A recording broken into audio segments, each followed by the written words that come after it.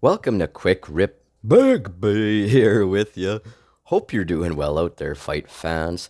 Hey, we had a little bit of a treat here on Saturday, November 26th, as BKFC went down, well, in the afternoon here for us in North America. Yeah, the squared circle landed overseas, across the pond there, in Newcastle. So once again, I think that was their second time going over to the UK. So good stuff from BKFC. It was kind of a card that flew under the radar. There wasn't much hype about it. There wasn't much talk about it, especially over here in North America.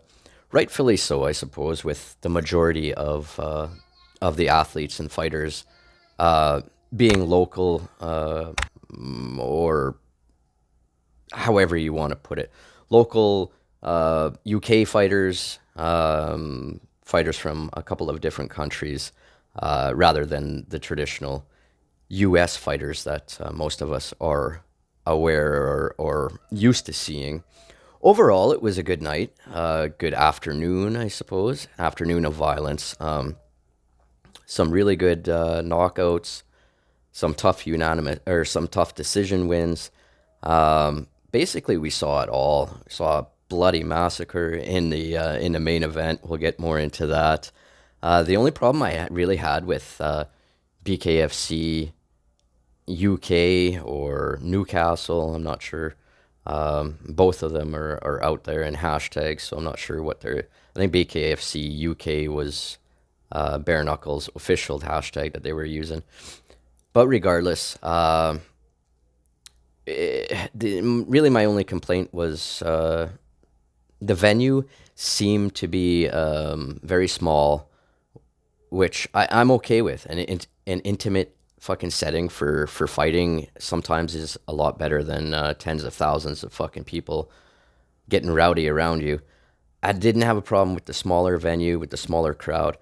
The only problem I really did have was the lighting. The lighting was not so great. I'm not sure if they could have done anything different there. It just didn't come across on the TV production very well. It looked very amateurish, so to speak. But I'm nitpicking here because what it mainly comes down to is the fucking fights. So let's get right into those.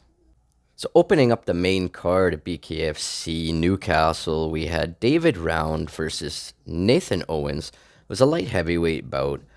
Uh, Basically, the story of this fight was Nathan Owens using his reach, picking apart Round with the jab, and that was the story. Um, the second round, I think it was David Round had a little bit of success when he could get inside, um, but in the end, Nathan ended that round with a knockdown, and multiple shots landed. So David Round getting inside was nullified there. It was a quiet third round, little action. Fourth round, kind of a little bit back and forth, but still very little action compared to the first couple of rounds. In the end, Nathan Owens takes the unanimous decision. Um, it was a decent fight. Nothing negative to say about it. Uh, the only thing I noticed is through all five rounds, um, there didn't seem to be any threat of the fight being ended by either man. It was kind of a weird one like that. Maybe their power just, I don't know. It was just a kind of a weird fucking fight. But like I say, congratulations, Nathan Owens, as he gets the unanimous decision victory to open up BKFC Newcastle. Up next, we had a heavyweight bout as Lee Brown took on Billy Hawthorne. Uh, Basically, here Brown just walked through Hawthorne. Ended up getting the second round TKO. I mean, every time Brown touched Hawthorne, Hawthorne would go down. Um, it was really weird. I don't know what the final tally of knockdowns were through, a round and a half or whatever the fuck it was. really, really weird shit from Billy Hawthorne. I'm not really sure what's going on there, what was going on there. Um, in the end, well, maybe when I think about it now, you know what? Billy Hawthorne's like what? I think they said he was 5'4", 5'6". I think it was 5'6", 5'6", and fighting in the fucking heavyweight division. There's not a lot of chance for you. I mean, like you're like a fucking T Rex in there. And unless you can get inside, and you're gonna eat shots every time you fucking try and get inside. And we're talking heavyweights, man. So I just think Billy Hawthorne's too short to bang in the heavyweight division. Either way, though, congratulations to Lee Brown because he went out there and did exactly what he needed to do, got the finish.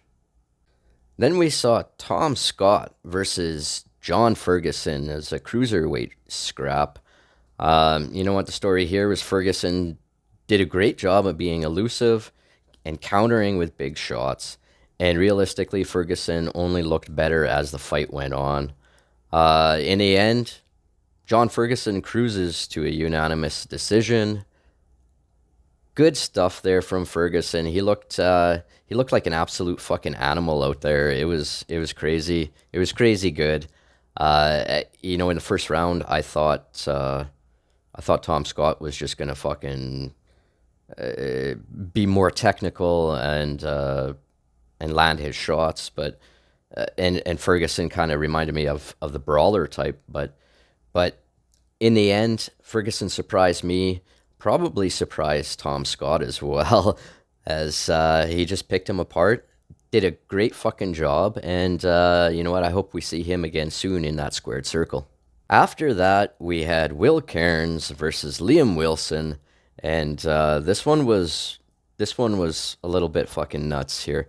Now I did get distracted. My daughter needed shit done, so I didn't catch the whole fight. But what I did catch was Wilson being dropped early, and then taking complete fucking control in the second round, earning the second round TKO. Awesome stuff from Liam Wilson, showing he could come back. I think he was dropped. He might have even been dropped fucking two times earlier on in the first. Come back and get the fucking TKO victory. Shows great fucking heart, dexterity, and power. Awesome stuff from Liam Wilson.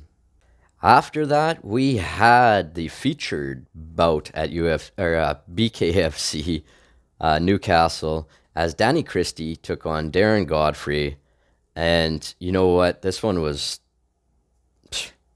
fucked. Christie just demolished Godfrey as he secured the first round knockout victory. I'm not sure if Godfrey didn't belong in there or if Christie is just that good.